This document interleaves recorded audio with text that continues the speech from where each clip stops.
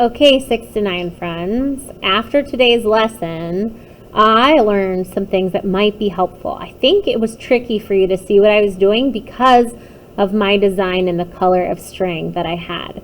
So what I'm going to do is I'm going to take a minute to show you again. This time I'm going to use a blank plate and a really dark piece of string. So I want to film this quick video for you that will hopefully help you go back, because I definitely could see where we are struggling and it was hard. We obviously all learn things as we're doing these things differently. So lesson I learned today is that a blank plate and dark string I think will help you see a little bit better what I'm doing. So hopefully this video helps you get caught up and answers any questions from today.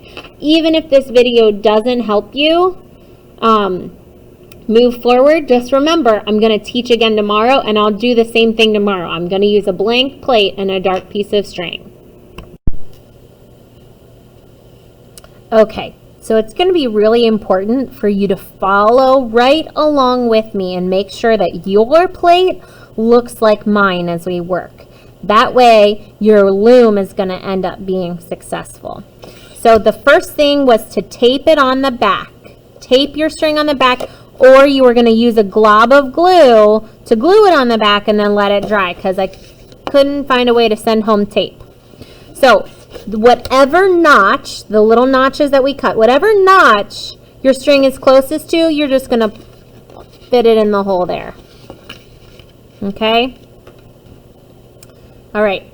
I like to keep my string gathered up in a little ball, and that usually helps me to go. I don't want to gather it too tight. I might get it in a notch, but a little ball. Okay? You're going to bring your string across, and we're going to count the notches together. Let's see if I can get a whole view here of my plate.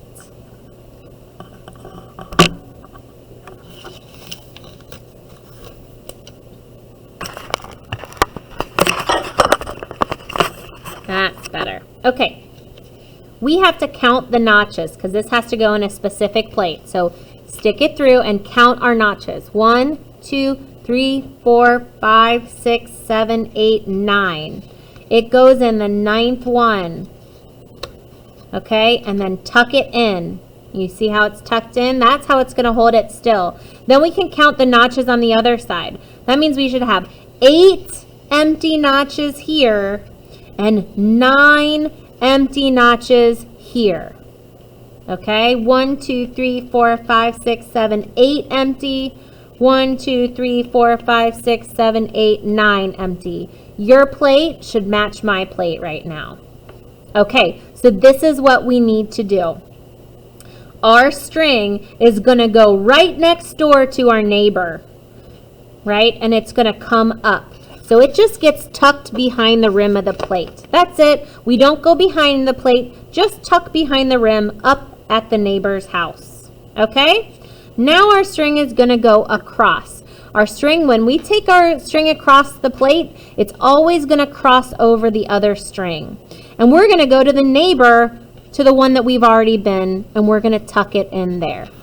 Okay? Your plate should match mine. We started here. We came down, tuck behind, back out, across, and tuck in. Same process. Tuck behind and come out at the neighbor's notch. Okay, so it just tucks behind and comes back across to the next notch. We're not going to whichever ones we want. We're just going to the one right next door again. Okay, next door, and we all cross in the middle. Now, tuck behind and come out the next notch. Cross over top and tuck it in. Do you see how we're crossing over the top? It should start looking like a bicycle wheel. Okay? Same thing. Just go behind, just the rim part behind, and come out the neighbor notch.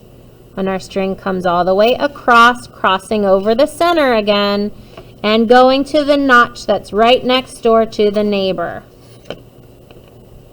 okay? Now we keep going. Go to the neighbor notch, go behind. Bring it out. We go across the middle and to the notch right next door to the one we were at before. All right, we can kind of turn our plate a little as we go if that's helpful. We don't want to pull it too tight, okay? It might bend our plate a little bit, but it shouldn't start folding our plate in half. Then we're pulling too tight. Okay, we keep going. Bring the yarn behind, tuck it in the notch, and pull it across. We're going right to the notch next door to the one we were at. It goes over and comes out the neighbor notch. Across the center to the next open spot. Okay, in, behind, just behind the rim. So look at my rim. See how it's just behind every other one? This is another good way to check to make sure you're doing it correctly. Okay, this one's going to go back across. I have 2 left here. Okay, it goes back across the one right next to the one I was at before. I tuck it in and I bring it out. Okay, there's no more notches for me to go to. That tells me I'm ready to start the weaving part. So I have a little bit of string gathered left in a ball. I want to turn my plate so that this last notch and my little ball of string are right next to me. They're at the bottom of my workspace. Okay? Here's what we're going to do with this little ball of yarn is going to start our weaving now. It's going to bring this whole loom together as we start to go over, under, over, under. We're going to do that over each one of these strings around the whole plate. To get started, this whole little ball of yarn is going to tuck in between this space that's directly across from my last notch. So I'm going to bring it across, and that's the space that's directly across from it. So what I'm going to do is I'm going to put it down against the plate and I'm going to scoot it under. We're going to start by going under. I'm going to go to the one that's under. Now I'm going to go over this next one, tuck it down, and go under. Bring it over, under, over, under, over, under. Now I can start to pull it together. Do you see how they all just tightened up as I'm weaving?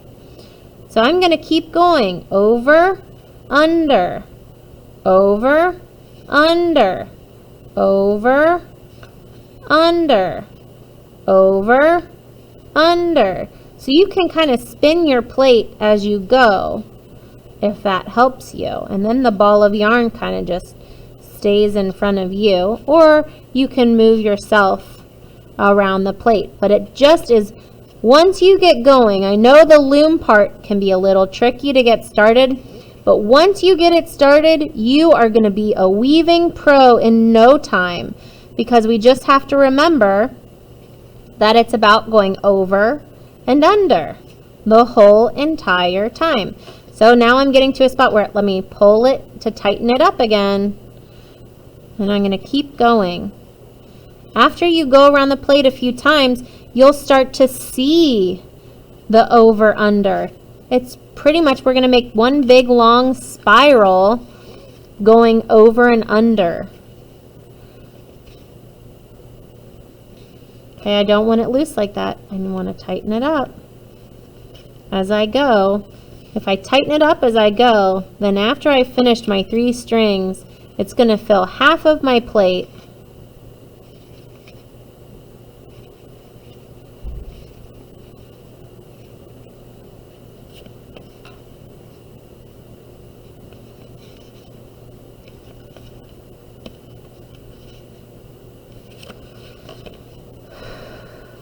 Okay, so you see how we did that?